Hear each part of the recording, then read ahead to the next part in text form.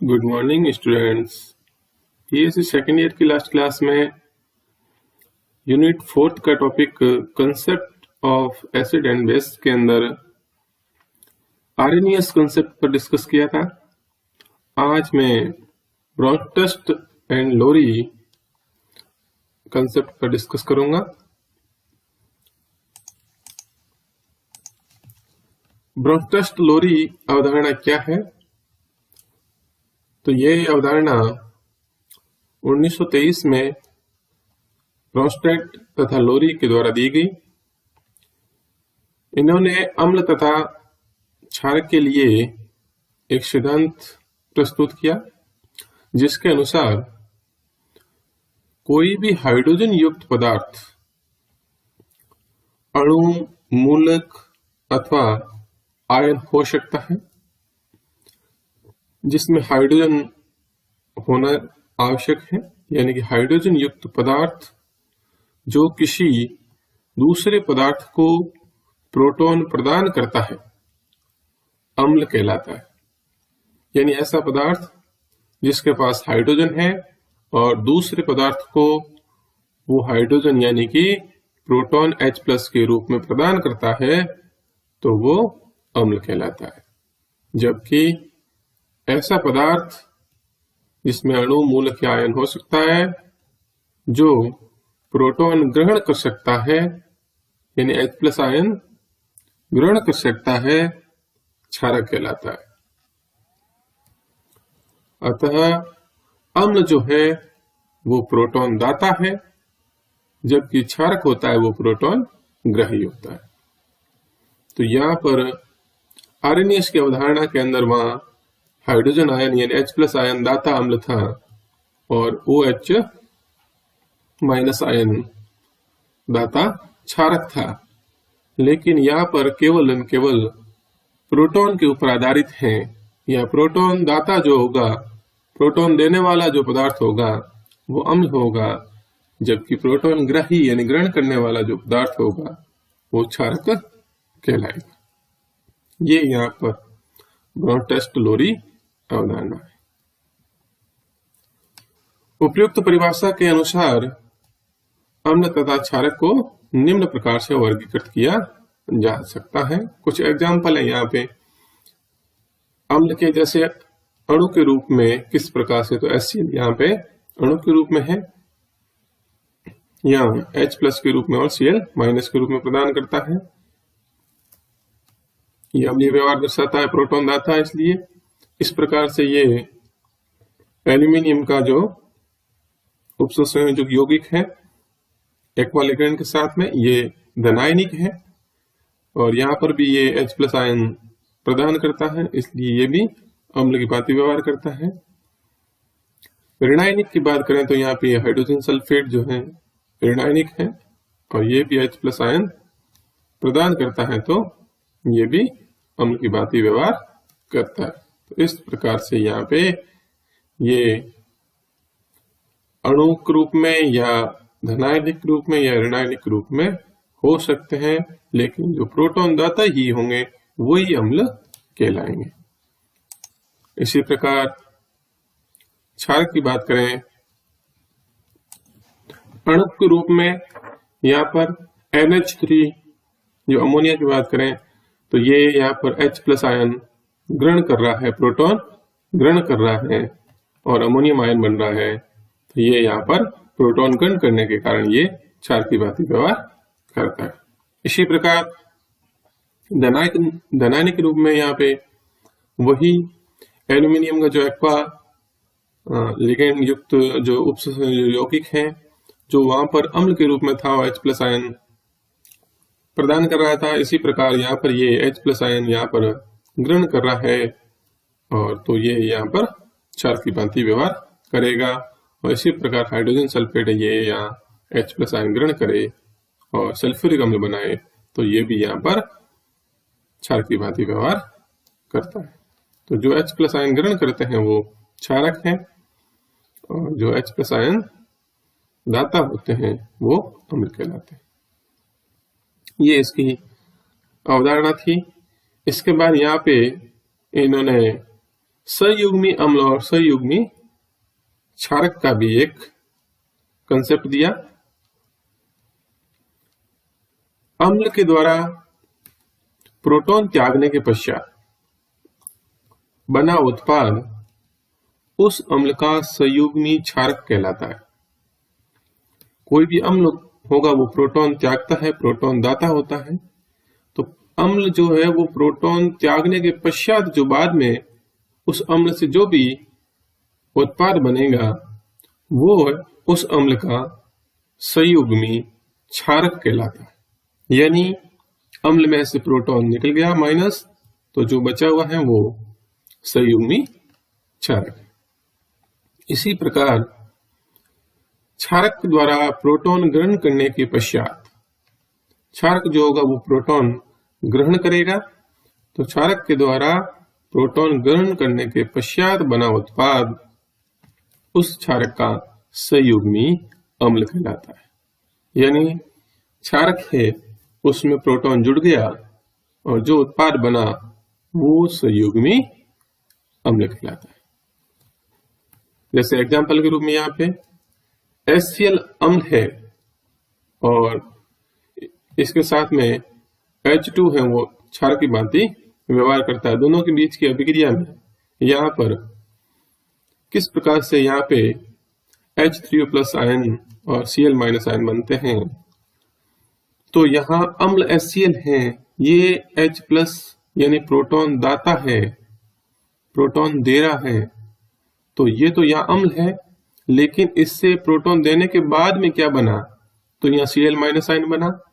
तो ये इसका क्या हो गया, संयुग्मी क्षारक हो गया। यानी अम्ल का प्रोटॉन त्यागने के पश्चात उसका संयुग्मी क्षारक बनता है। इसी प्रकार यहाँ पे भी ये दिख रहा है कि HCl है वो प्रोटॉन त्याग रहा है और इससे जो बना हुआ Cl- है ये संयुग्मी क्षारक है। यहाँ पर H2 है वो यहाँ क्षारक की भांति व्यवहार कर रहा है, ये यहाँ पर प्रोटॉन ग्रही की भांति व्यवहार कर रहा है, प्रोटॉन ग्रहण कर रहा है और ये प्रोटॉन ग्रहण करके H3O+ बना रहा है। तो जो प्रोटॉन ग्रहण करने के पश्चात उत्पाद जो बन रहा है वो उसका संयुग्मी अम्ल कहलाएगा। तो इस H2O क्षारक का ये संयुग्मी अम्ल होगा H3O+। इसी प्रकार यहाँ पर NH3 है और जल के साथ में अभिक्रिया होती है, तो यहाँ ये प्रबल क्षारक है NH3। तो इसलिए यहाँ पर H2 है वो अम्ल की भांति व्यवहार करने लग जाता है, यानी H+ दाता की भांति व्यवहार करता है। H2 यहाँ पर प्रोटॉन दे रहा है इसलिए अम्ल है और H2O प्रोटॉन दाता होगा, प्रोटॉन इसमें से निकलेगा और इससे बनेगा क्या, तो हाइड्रोक्साइड आयन OH- आयन बन रहा है। तो इस अम्ल से H2O से प्रोटॉन निकलने के बाद में जो बना है वो OH- बना है और ये इसका अम्ल का संयुग्मी क्षारक कहलाएगा। और इसी प्रकार NH3 है वो यहाँ प्रोटॉन ग्रहण कर रहा है, क्षारक है, तो इसका प्रोटॉन ग्रहण करने के बाद में अमोनियम जो आयन बन रहा है NH4+, ये यहाँ पे संयुग्मी अम्ल कहलाएगा। इस क्षारक का संयुग्मी अम्ल NH4+ आयन होगा। तो यहाँ पर इस प्रकार से ये conjugated acid and base pair कैसे बनते हैं, तो ये यहाँ पर एग्जाम्पल द्वारा समझाया गया है।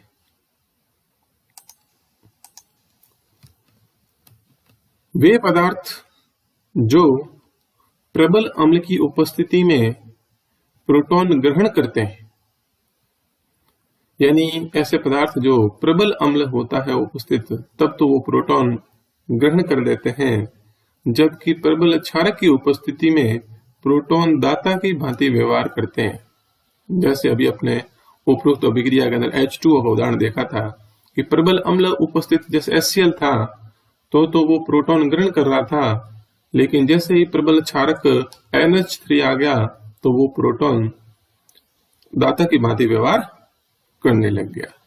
तो प्रबल क्षारक की उपस्थिति में प्रोटॉन दाता की भांति और प्रबल अम्ल की उपस्थिति में प्रोटॉन ग्रहण करते हैं।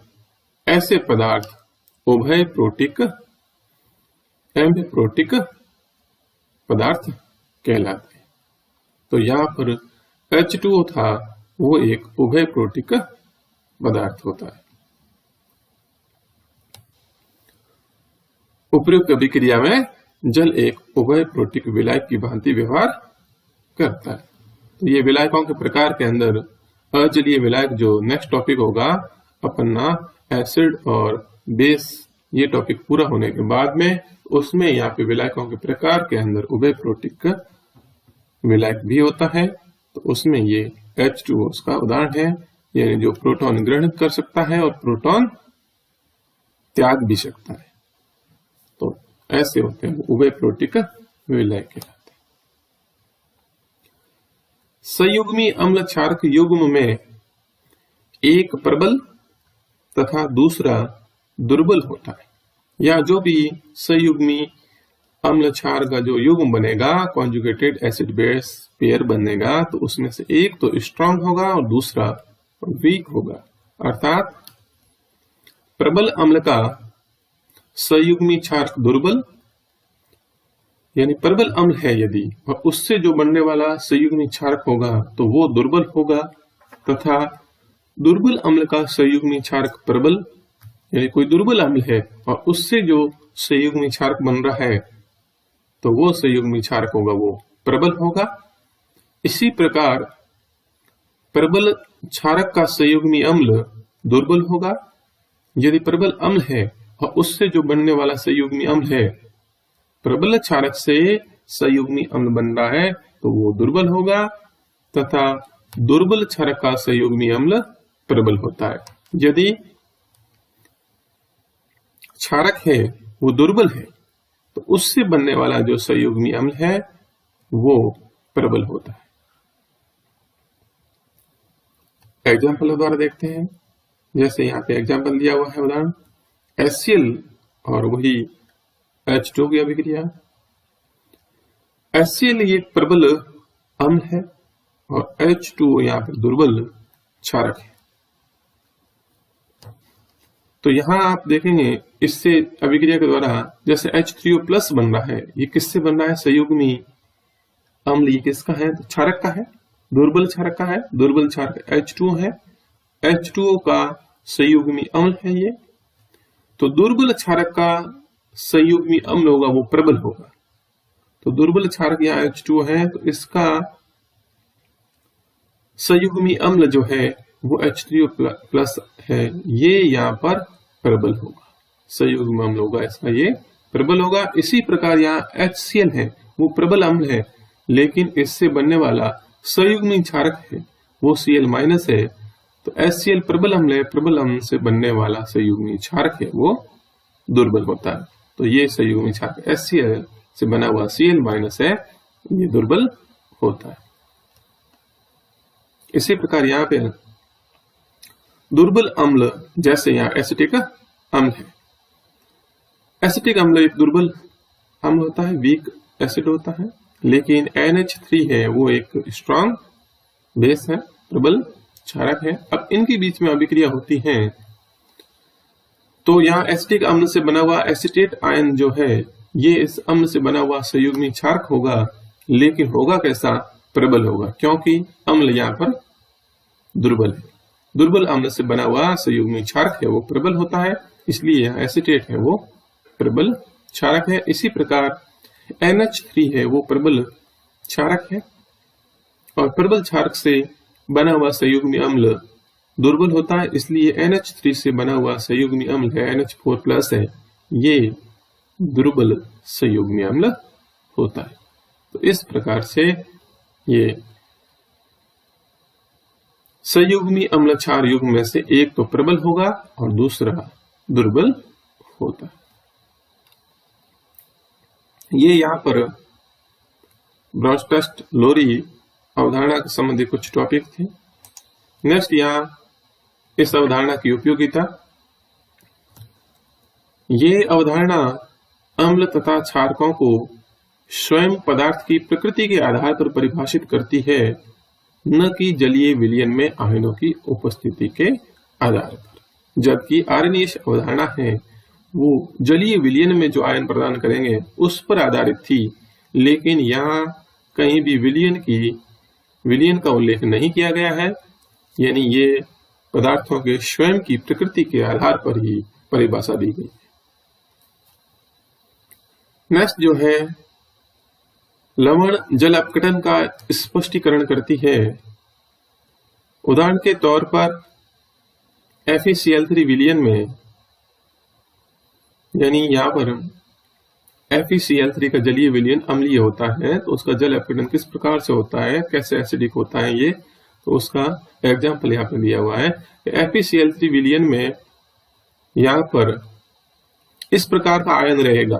Fe जो होते हैं Fe3+ है, वो H2 के साथ में H2 लिगेंड के साथ में उपसंयोजक यौगिक बना करके इस प्रकार एक्वा लिगेंड के साथ में यहाँ पर आयन बना देते हैं। एक तो ये आयन तथा दूसरा यहाँ पर FeCl3 से जो Cl- आयन निकल रहा है वो जल योजित क्लोराइड आयन उपस्थित होते हैं। जल में इस प्रकार के आयन उपस्थित होते हैं। क्लोराइड आयन जो है वो प्रबल अम्ल HCl का संयुग्मी क्षारक है। अभी अपने पढ़ा था क्लोराइड के से प्रबल अम्ल है जो HCl, उसका संयुग्मी क्षारक है, और प्रबल अम्ल का संयुग्मी क्षारक दुर्बल होता है, इसलिए इस क्लोराइड आयन की क्षारक प्रकृति है वो बहुत ही वीक होगी, दुर्बल होगा, तथा यहाँ आप देख रहे हैं कि क्लोराइड का क्षारक सामर्थ्य है वो H2O से अपेक्षाकृत बहुत कम होता है। कम होने के पीछे कि ये प्रबल अम्ल का क्षारक है, इसलिए इसका क्षारक सामर्थ्य है वो H2O की अपेक्षा कम होता है। अतः उपरोक्त अभिक्रिया का प्रमुख प्रोटॉन स्थानांतरण साम्य है वो निम्न प्रकार से होता है। तो इस प्रकार से प्रोटॉन स्थानांतरण कैसे होता है, तो यहाँ पे ये जो आयरन का जो उपसंयोजक यौगिक है इसमें प्रोटॉन का स्थानांतरण है वो H2 की तरफ होता है। जो प्रोटॉन दाता ये है, तो ये अम्ल की बाती है, H2 है, प्रोटॉन ग्राही है, नहीं यहाँ प्रोटॉन ग्रहण करता है, क्षार की बाती है, ये इसकी क्षार की प्रकृति है वो Cl- की तुलना में अधिक है, इसलिए यहाँ प्रोटॉन ग्रहण कौन करता है, H2 ग्रहण करता है और H3O+ आयन बनता है, इसलिए यहाँ परिणामी जो विलयन होता है वो अम्लीय होता है। इस अवधारणा के अनुसार अम्ल क्षारक व्यवहार किसी विलायक पर निर्भर नहीं करता है। यहाँ विलायक का कहीं भी उल्लेख नहीं किया गया है, इसलिए यहाँ पर अम्ल क्षारक जो व्यवहार है वो किसी भी विलायक के ऊपर निर्भर नहीं करता है। ये अवधारणा अनेक पदार्थों के क्षारक सामर्थ्य को समझाती है, जैसे यहाँ पे PY यानी पिरिडीन है, हाइड्रोजन सल्फेट है या एथोक्साइड आयन है आदि की क्षारकता को इस अवधारणा के आधार पर समझाया जा सकता है। ये इसकी कुछ उपयोगिता थी। इसके बाद में इसकी सीमा यानी कि लिमिटेशन। इस अवधारणा के अनुसार BF3 जैसे इलेक्ट्रॉन न्यून पदार्थों के अम्लीय व्यवहार की व्याख्या नहीं की जा सकती है। ये अवधारणा है वो BF3 जैसे जो इलेक्ट्रॉन न्यून पदार्थ है अम्लीय व्यवहार दर्शाते हैं, लेकिन इस अवधारणा के द्वारा इनके अम्लीय व्यवहार को नहीं समझा जा सकता। CO2 है, SO2 है जैसी असंतृप्त यौगिकों के अम्लीय व्यवहार की व्याख्या इस अवधारणा के आधार पर नहीं की जा सकती है। CO2 है, SO2 है जैसे ये असंतृप्त यौगिक है, इनका व्यवहार अम्लीय होता है, लेकिन इसकी भी व्याख्या है ये अवधारणा नहीं कर सकती है। यहाँ पे भी प्रोटॉनों का कहीं भी स्थानांतरण नहीं होता है, इसलिए यहाँ पर इनकी व्याख्या है वो इस अवधारणा के आधार पर नहीं की जा सकती है। कुछ ऐसी अम्ल क्षारक अभिक्रिया जिनमें प्रोटॉनों का स्थानांतरण नहीं होता है, उनकी व्याख्या इस अवधारणा के आधार पर भी नहीं की जा सकती है। उदाहरण के तौर पर ये दे रखे, कैल्शियम ऑक्साइड धातु ऑक्साइड क्षारीय प्रकृति के होते हैं और अधातु ऑक्साइड है, सिलिकॉन ऑक्साइड है, ये अम्लीय प्रकृति का होता है, इससे कैल्शियम सिलिकेट बन रहा है। इसमें यहाँ पर इसकी अम्ल क्षार अभिक्रिया को इस अवधारणा के आधार पर नहीं समझाया जा सकता। यहाँ पे जैसे BF3 होता है, ये अम्ल की भांति व्यवहार करता है, वो NH3 है वो क्षार की भांति व्यवहार करता है, ये इलेक्ट्रॉन युग्म प्रदान करता है, उपसंयोजक बंध बनाता है, जैसे यहाँ पर ये बन रहा है। यहाँ ये BF3 अम्ल की भांति व्यवहार कर रहा है और NH3 वो क्षार की भांति व्यवहार कर रहा है, लेकिन इसकी भी व्याख्या है इस अवधारणा के आधार पर नहीं की जा सकती। नेक्स्ट, जैसे ये SO2 का स्वतः आयनन और स्वतः आयनन के फलस्वरूप इस प्रकार से ये ऑक्साइड आयन है वो प्रदान करके, यानी ऑक्साइड आयन दान करके इसके ऊपर तो धनावेश आ गया है और ये ऑक्साइड आयन ग्रहण करके इसके ऊपर ऋणावेश आ गया है। ये स्वतः आयनन की जो अभिक्रिया है जिसमें अम्ल क्षार अभिक्रिया होती है, जो बाद में द्रव SO2 की अजलीय विलायक के अंदर अपने इसका स्वतः आयनन पर डिस्कस करेंगे, तब ये इस प्रकार की अभिक्रिया के ऊपर डिस्कस करेंगे। तो यहाँ पर इस अभिक्रिया में भी यहाँ पर इसकी अम्ल और क्षारक व्यवहार को नहीं समझाया जा सकता है। तो इस प्रकार से यहाँ ऐसी अभिक्रियाएं जिसमें हाइड्रोजन का यानी प्रोटॉन का स्थानांतरण नहीं होता है, उनकी व्याख्या इस अवधारणा के आधार पर नहीं की जा सकती है। ये कुछ इस अवधारणा की लिमिटेशन थी। इसके साथ ही ये अवधारणा कंप्लीट होती है। नेक्स्ट क्लास में नेक्स्ट कंसेप्ट पर डिस्कस करूंगा। Thank you.